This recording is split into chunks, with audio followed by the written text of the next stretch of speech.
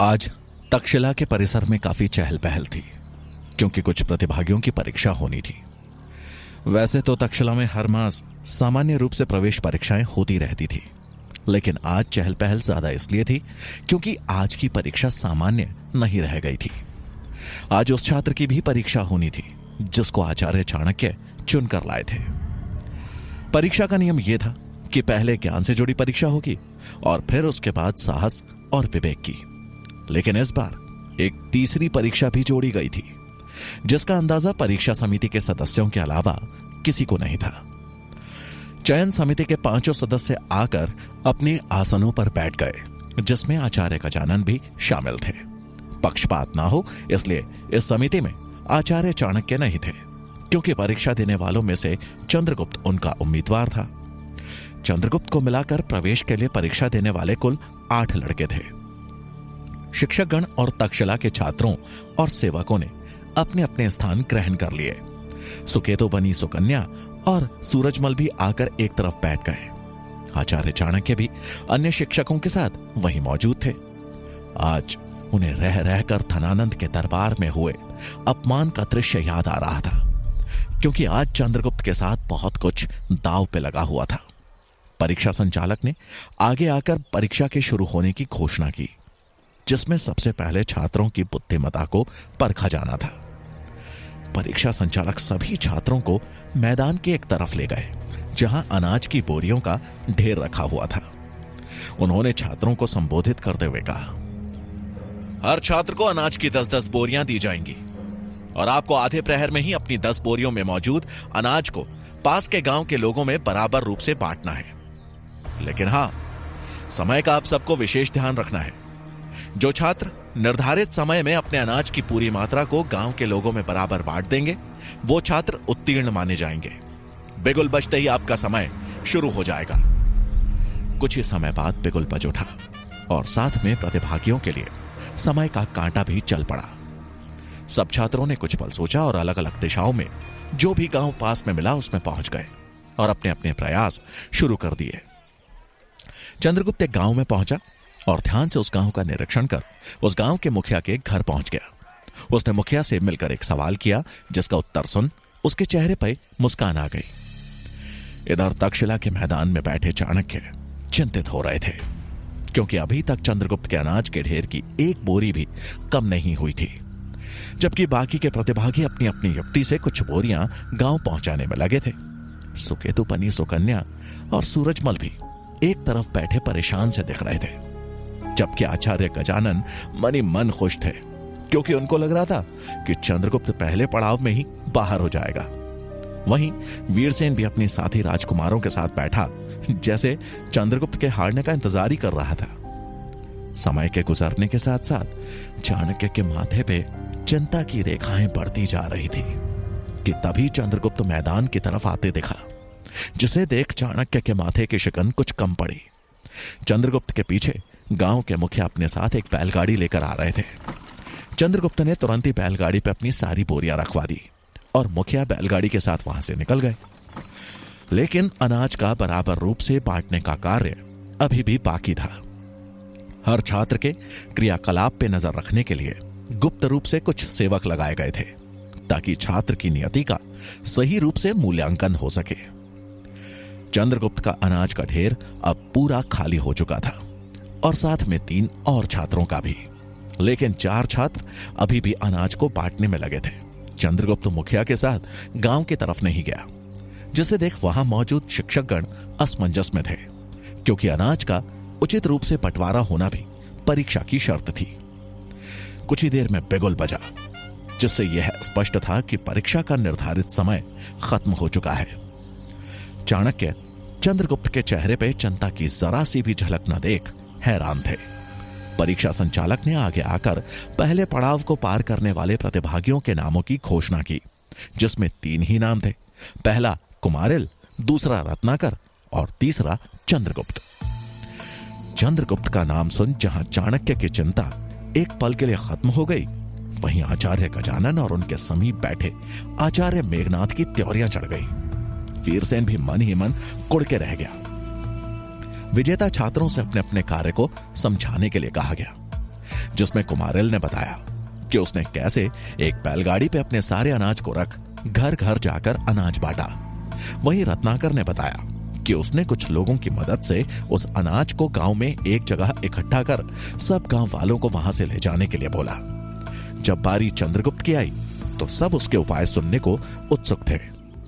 चंद्रगुप्त ने अपने उपाय को समझाते हुए कहा, सबसे पहले मैंने गांव के मुखिया को खोजना शुरू किया, क्योंकि अनाज को बराबर रूप से बांटने में सबसे मददगार अगर कोई हो सकता है तो वो केवल एक ईमानदार मुखिया ही हो सकता है। तभी चंद्रगुप्त की बात काट एक शिक्षक ने प्रश्न किया, लेकिन तुमने ये कैसे परखा कि वो मुखिया ईमानदार है? चंद्रगुप्त बड़ी विनम्रता से बोला, आसान था। सबसे पहले मैंने गांव की उन्नति पे ध्यान दिया, जिसे देख पता चला कि मुखिया ने गांव के विकास में काम किया है। लेकिन फिर भी मैंने और ज्यादा संतुष्टि के लिए मुखिया जी से एक सवाल पूछा कि उनके परिवार में कितने लोग हैं, और उनका जवाब था, ये पूरा गांव ही मेरा परिवार है। ये जवाब सुन मैं सुनिश्चित हो गया कि ये एक ईमानदार इंसान है, और अगर मैं इनको अपना अनाज दूंगा तो निश्चित तौर पर ये लोगों में समान रूप से बांटेंगे। चंद्रगुप्त के इस उपाय ने सबको हैरान कर दिया कि कैसे एक छोटे से बालक ने इतनी बुद्धिमत्ता का परिचय देते हुए अपनी परीक्षा समय रहते पूरी की। चाणक्य की आंखों में चंद्रगुप्त के लिए गर्व झलक रहा था। सुकेतु बनी सुकन्या और सूरजमल भी चंद्रगुप्त को देख खुश थे, लेकिन आचार्य गजानन मन ही मन सुलग रहे थे, जैसे कि उनके सपनों पे किसी ने आग लगा दी हो। कुछ समय के विश्राम के बाद परीक्षा संचालक ने परीक्षा के अगले पड़ाव की घोषणा की, जिसमें प्रतिभागियों को घुड़सवारी का प्रदर्शन करना था और एक स्थान से दूसरे स्थान की दूरी निर्धारित समय में तय करनी थी। तीनों प्रतिभागी अपने अपने घोड़ों की तरफ बढ़ चले, लेकिन चंद्रगुप्त को घोड़े की तरफ बढ़ते देख आचार्य गजानन के चेहरे पे कुटिल मुस्कान बिखर आई, क्योंकि उन्होंने अपनी चालाकी से चंद्रगुप्त के लिए एक ऐसा घोड़ा चुना था जिसको काबू में करना लगभग असंभव था। चंद्रगुप्त ने घोड़े के पास पहुंच जब उसे हाथ लगाया तो घोड़ा ऐसे पदक उठा जैसे कि उसके किसी दुश्मन ने हाथ लगाया हो। घोड़े का सन की व्यवहार देखकर चंद्रगुप्त हैरान रह गया। यह देख चाणक्य एक बार फिर चिंता में पड़ गए। वो समझ गए कि यह चाल आचार्य गजानन की है, लेकिन चंद्रगुप्त हिम्मत न हारते हुए घोड़े को काबू में करने की कोशिश करने लगा। तभी परीक्षा का बिगुल बजा और समय का कांटा चल पड़ा। बाकी के प्रतिभागी अपने घोड़े पर सवार हो चुके थे और लगाम खींचने को तैयार थे, लेकिन चंद्रगुप्त का घोड़ा अभी तक काबू में ही नहीं आ पाया था। वो बार बार उसकी पीठ पे चढ़ने का प्रयास कर रहा था, लेकिन घोड़ा हर बार उसे गिरा देता। ये देख गजानन के चेहरे पे जीत की चमक दिख रही थी। चंद्रगुप्त कुछ सोचते हुए बड़ी शांति से घोड़े के सामने जा खड़ा हुआ और उसकी आंखों में बड़ी उम्मीद के साथ देखा। चंद्रगुप्त की आंखों में पशुओं के प्रति असीम प्यार की झलक थी। वो धीमे से घोड़े के और करीब पहुंचा और उसके माथे पे बड़े प्यार से हाथ फेर दिया। चंद्रगुप्त के हाथ फेरते ही मानो उस घोड़े का जैसे सारा रोष ही खत्म हो गया। अगले ही पल चंद्रगुप्त घोड़े पे सवार था। लगाम खींच अब वो भी बाकी प्रतिभागियों के पीछे चल पड़ा। ये देख गजानन ने चिढ़ते हुए अपनी मुट्ठी भींच ली। समय भाग रहा था और चंद्रगुप्त बाकियों से काफी पीछे था। उसने अपने पैर से घोड़े के पेट पे हल्का सा स्पर्श किया और घोड़ा हवा की गति से दौड़ने लगा।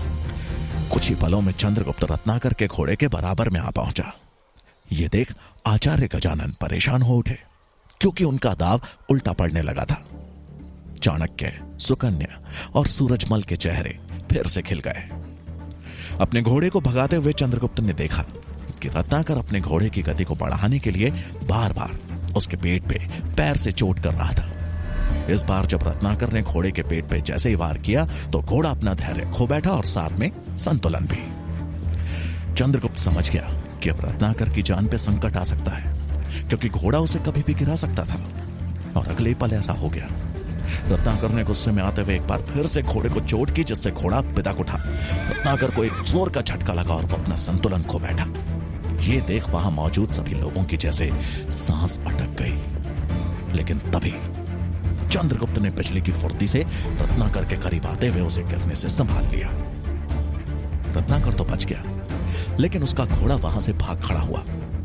चंद्रगुप्त ने रत्नाकर को बचाने के लिए अपने घोड़े की गति पे विराम लगा दिया था, जिसके साथ ही उसके जीतने की उम्मीद पे भी विराम लग गया था। यह देख चाणक्य के मुख पे निराशा के बादल छा गए, लेकिन गजानन और मेघनाद के चेहरे जीत से खिल उठे। सुकेतु बनी सुकन्या की आंखों में आंसू छलक आए। परीक्षा संचालक ने कुमारिल के विजय होने की घोषणा की, लेकिन तभी कुलपति अपने स्थान से खड़े होकर बोले, मनुष्य का सबसे बड़ा गुण है परमार्थ, मतलब अपना स्वार्थ छोड़ जरूरत पे दूसरों की मदद के लिए हमेशा आगे रहना।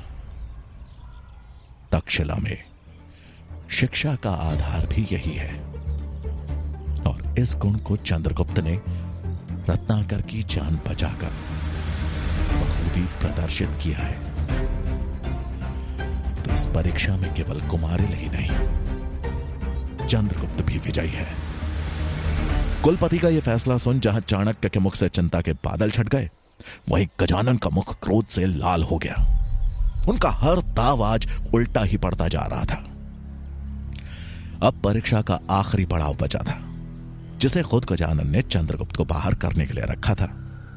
और अब यह पड़ाव ही गजानन के लिए आखिरी उम्मीद था, क्योंकि इससे पहले कि उनकी सभी चालों को चंद्रगुप्त ने विफल कर दिया था। आखिरी पड़ाव में अब सिर्फ कुमारिल और चंद्रगुप्त थे। कुछ समय के बाद अंतिम पड़ाव का बिगुल बजा और परीक्षा संचालक ने परीक्षा की घोषणा की, जिसमें चंद्रगुप्त और कुमारिल को 2 खूंखार सांडों के गले से तांबे के सिक्कों से बुनी माला उतारनी थी। लेकिन शर्त यह थी कि वो माला टूटनी नहीं चाहिए। परीक्षा सुन चाणक्य के मुख पे तनाव बढ़ गया। उन्हें यह तो मालूम था कि आचार्य गजानन ने इस बार एक नई परीक्षा शामिल की है, लेकिन वो परीक्षा इतनी खतरनाक होने वाली है, इसका अंदाजा उन्हें नहीं था। अगले पल पशुओं के एक बाड़े के सामने चंद्रगुप्त और कुमारिल खड़े थे। उनकी नजर अंदर गई तो अंदर 2 खूंखार सांड जैसे उनके आने का ही इंतजार कर रहे थे। सफेद सांड कुमारिल का था और काले सांड से चंद्रगुप्त को माला उतारनी थी। लेकिन उनका विशालकाय शरीर और नुकीले सींग देखकर दोनों की ही हालत खराब थी। उन दोनों के गले में एक तांबे के सिक्कों की माला लटक रही थी, जिसे दोनों को निकालना था। वहीं उस बाड़े से कुछ दूर बैठे तक्षशिला के आचार्यगण आश्चर्य में थे कि ये दोनों बालक इस कार्य को कैसे कर पाएंगे। लेकिन एक तरफ बैठे गजानन और मेघनाद मंद मंद मुस्कुरा रहे थे। परीक्षा शुरू होने का बिगुल बजा और चंद्रगुप्त और कुमारिल तुरंत ही एक गहरी सांस लेते हुए बाड़े के अंदर प्रवेश कर गए। अंदर प्रवेश करते ही एक सेवक ने बाड़े को बाहर से बंद कर दिया। दोनों के सामने खूंखार सांड अपने नथुने फैलाए उनको घूरे जा रहे थे, और जैसे वो आगे बढ़ने को हुए, उनसे पहले ही एक सांड उनकी तरफ दौड़ पड़ा। अपनी तरफ तेजी से आते एक सांड को देख दोनों घबरा गए, लेकिन उसके हमले से बचते हुए दोनों ने एक तरफ छलांग लगा दी। उनकी इस चालाकी ने जैसे सांड को और ज्यादा गुस्सा दिला दिया, और इस बार दोनों सांड उनकी तरफ दौड़े। लेकिन दोनों प्रतिभागियों को सांड से बचना नहीं, बल्कि उनके गले में लटक रही माला को उतारना था। अब दोनों ने अपने अपने प्रयास शुरू कर दिए। तभी चंद्रगुप्त ने ध्यान दिया कि उसके वाले यानी काले सांड के गले पे जो माला लटकी है, वो इतनी कसी हुई थी कि उसको निकालना लगभग असंभव था, जबकि सफेद सांड के गले में लटक रही माला को आसानी से निकाला जा सकता था। चंद्रगुप्त और चाणक्य दोनों को समझ में आ गया कि ये गजानन का ही काम था। लेकिन चंद्रगुप्त हार मानने वालों में से नहीं था। उसने अब माला को बगैर तोड़े सांड के गले से निकालने के लिए दिमाग लगाना शुरू कर दिया। वहीं कुमारिल भी अपने पूरे प्रयास में लगा था, और इस बार वो सफेद सांड को अपनी तरफ आता देख हिम्मत देखा उसके सामने खड़ा रहा।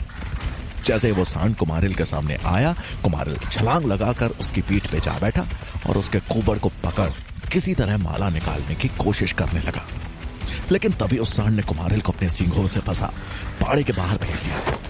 ये देख वहां बैठे लोगों की डर से सांस अटक गई, लेकिन बाड़े के किनारे पड़ी ढेर सारी घास के कारण कुमारिल सुरक्षित था। उसे बहुत अधिक चोट नहीं आई। चंद्रगुप्त कुमारिल की हालत देख समझ चुका था कि ये माला ऐसे तो नहीं निकलने वाली। वो कुछ सोच एक किनारे आ गया, लेकिन सांड उस पर लगातार हमले किए जा रहा था। और अब उन दोनों सांडों का निशाना वही था। चंद्रगुप्त छलांग मार के किसी तरह बच रहा था और साथ ही साथ सांड के गले से माला निकालने का उपाय भी सोच रहा था। उधर कुमारिल से जब पूछा गया कि क्या उसे दूसरे प्रयास के लिए बाड़े में जाना है, तो उसका जवाब ना था, क्योंकि डर से उसकी हालत खराब थी और हिम्मत भी टूट चुकी थी। उसकी नां ने सबको हैरान कर दिया, क्योंकि दो प्रतिद्वंदियों में से अभी एक ने तो हार मानने का निर्णय ले लिया था। मेघनाथ ने गजानन से हैरानी में सवाल करते हुए कहा, आचार्य, इस बालक ने तो हाथ खड़े कर दिए। अब तो अकेला चंद्रगुप्त ही बचा है, तो क्या वो ऐसे ही विजयी घोषित कर दिया जाएगा? गजानन उनकी तरफ देख दृढ़ता से बोले, नहीं नहीं, परीक्षा में भाग लेना आवश्यक है, नहीं तो परीक्षा ही रद्द कर दी जाएगी। यही नियम है यहां का। चंद्रगुप्त को अगर प्रवेश लेना है तो सांड के गले से माला निकालनी ही पड़ेगी। यह सुन मेघनाथ ने कुटिल मुस्कान के साथ कहा, और वो माला कभी निकल नहीं सकती। आपकी चालाकी की दाद देनी होगी आचार्य गजानन। दोनों मुस्कुराते हुए पहाड़े की तरफ देखने लगे, जहां चंद्रगुप्त अभी भी डटा हुआ था और हार मानने के लिए तैयार नहीं था। अब उसके सामने दो दो खूंखार सांड थे। तभी चंद्रगुप्त के दिमाग में एक विचार कौंधा और उसकी नजर इधर उधर कुछ तलाशने लगी। ठीक उसी समय एक सांड अपने सींग आगे किए तेजी से उसकी तरफ बढ़ा, लेकिन चंद्रगुप्त फुर्ती से छलांग मार बाड़े के बाहर आ गया और उसे जिसकी तलाश थी वो दिख गया। उसने बड़ी फुर्ती से छलांग मारते हुए बाहर रखी कुछ तलवारों में से एक तलवार अपने हाथ में ले ली और अगली छलांग में वो एक बार फिर मैदान में था। अब उसकी नजरें काले सांड के गले में लटक रही माला को ही देख रही थी। उसने एक क्षण के लिए एक गहरी सांस ली और फिर उस सांड को जोर से ललकारा। जैसे ही वो सांड गुस्से में उसकी तरफ बढ़ा, चंद्रगुप्त उछलकर लकड़ियों के बने उस बाड़े के ऊपर जा पहुंचा और पार कर रहे उस सांड के सींग उन लकड़ियों के गट्ठों के बीच ही जा फंसे। अगले ही पल चंद्रगुप्त ने बिजली की तरह अपने हाथ में पकड़ी तलवार से उस सांड के गले पे वार कर दिया।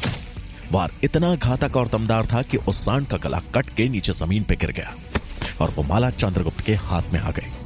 ये देख सब हैरान रह गए। आचार्य गजानन के आखिरी वार को भी चंद्रगुप्त ने अपनी बुद्धिमानी और साहस से विफल कर दिया था। चाणक्य के चेहरे पे हल्की मुस्कान उभर आई।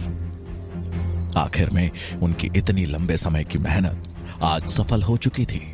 सुकेतुपनी सुकन्या और सूरजमल दोनों खुशी से खड़े हो ताली बजाने लगे।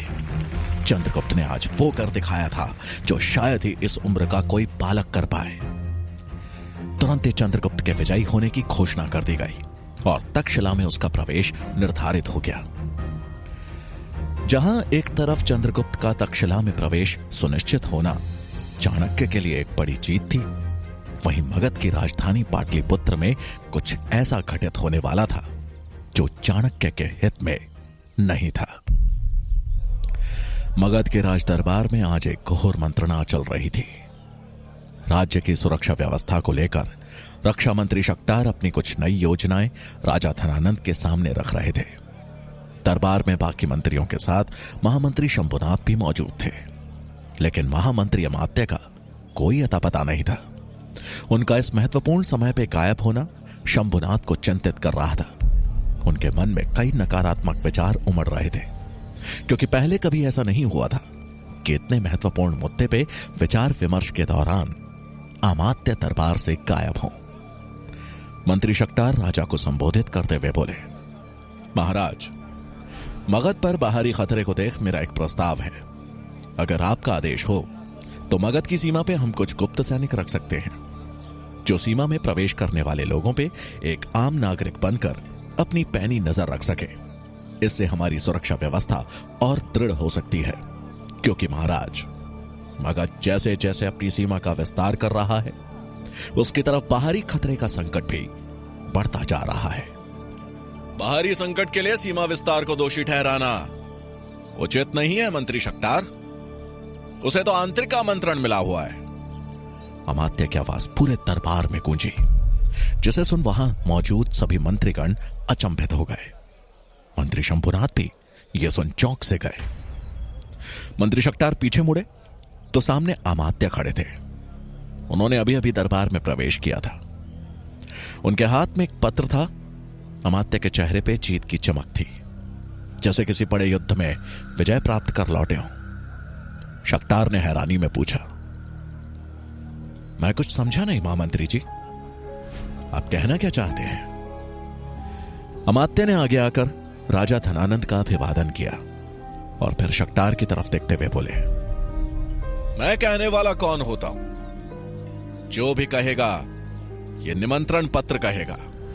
और ये बोलते हुए उन्होंने हाथ में पकड़ा हुआ पत्र आगे बढ़ राजा धनानंद को पकड़ा दिया। राजा धनानंद भी हैरान थे कि आखिर अमात्य आज कौन सा सच उजागर करने वाले थे। अमात्य का चेहरा देख शंभुनाथ मन ही मन घबराने लगे। उन्हें समझ में आने लगा था कि अमात्य जरूर कोई नई बाजी सोच के आए हैं, और वो हो ना हो ये बाजी उनके या फिर शक्तार के खिलाफ ही होगी। धनानंद ने वो पत्र खोला और पढ़ना शुरू किया। उस पत्र में सिकंदर के दूत ने मंत्री शक्तार को भोजन के लिए आमंत्रित किया था और नीचे यूनानी मोहर चमक रही थी। सामने कुटिल मुस्कान लिया अमात्य बोले, महाराज, रक्षा मंत्री ही हमारे राज्य की सुरक्षा पे संकट बन मंडरा रहे हैं। यह सुन वहीं पास खड़े शक्तार के होश उड़ गए। उन्हें अंदर ही अंदर समझ आ गया कि अमात्य ने जरूर कोई बड़ी चाल चली है। पीछे बैठे शंभुनाथ भी अचंभित थे और चिंता की रेखाएं उनके माथे पे उभरने लगी थी। अमात्य शक्तार की तरफ देखते हुए बोले, वो तो अच्छा हुआ कि यह पत्र मेरे हाथ लग गया, नहीं तो मगध का सौदा करने के लिए सिकंदर से हाथ मिला ही लिया था मंत्री शक्तार ने। ये क्या कह रहे हैं महामंत्री जी आप? भला मैं और अपने मगध का सौदा? आप मेरी निष्ठा पे सवाल खड़े कर रहे हैं। मंत्री शक्तार ने अपने बचाव में भड़कते हुए कहा। तभी राजा धनानंद ने उनकी बातों को काटते हुए कठोर स्वर में पूछा, महामंत्री जी, आपको यह पत्र कहां से प्राप्त हुआ? अमात्य ने उत्तर देते हुए कहा, महाराज, मंत्री शक्तार के कक्ष से। पहले मुझे शक हुआ और फिर जब मैंने उनके कक्ष की तलाशी का आदेश दिया तो मुझे यह विश्वासघाती पत्र प्राप्त हुआ। यह सुन धनानंद का पारा पड़ने लगा। शक्तार ने राजा धनानंद की तरफ देख हाथ जोड़ते हुए कहा, महाराज, मैं ऐसा कभी नहीं कर सकता। यह जरूर मुझे फंसाने की कोई साजिश है। शक्तार की बात सुन राजा धनानंद चिल्लाया और उन्हें पत्र दिखाते हुए बोला, साजिश तो तूने रची है इस गद्दी को हथियाने की, और उस साजिश का प्रमाण है ये पत्र। सैनिकों, बंदी बना लो इस देशद्रोही को। इसने अपने देश को बेचने की कोशिश की है। आदेश मिलते ही कुछ सैनिकों ने शक्तार को तुरंत अपनी गिरफ्त में ले लिया। महाराज, मैंने ऐसा कुछ नहीं किया। यह जरूर मेरे खिलाफ कोई साजिश है। मैं अपने देश से गद्दारी नहीं कर सकता। शक्तार चिल्ला रहे थे, लेकिन धनानंद को जैसे अभी कुछ सुनना ही नहीं था। ये सब देख शंभुनाथ की जैसे सांस अटक गई थी। वो समझ चुके थे कि अमात्य शक्तार के खिलाफ बहुत बड़ा दांव खेल गए हैं। लेकर जाओ उस देशद्रोही को और काल कोठरी में डाल दो, धनानंद ने गुस्से में चिल्लाते हुए कहा। सैनिक तुरंत ही शक्तार को घसीटते हुए दरबार से बाहर निकल गए। शक्तार अमात्य की गहरी साजिश का शिकार बन चुके थे, जिसका बीज उनके दिमाग में उस वैश्या ने बोया था। अमात्य के चेहरे पर एक विजयी मुस्कान थी और अब उनके निशाने पर मंत्री शंभुनाथ थे। जहां एक और तक्षशिला में चाणक्य को जीत का सुख मिला था, वहीं मगध में उनकी योजना की नींव का एक पाया टूट चुका था, जिसका परिणाम भविष्य में बहुत घातक होने वाला था।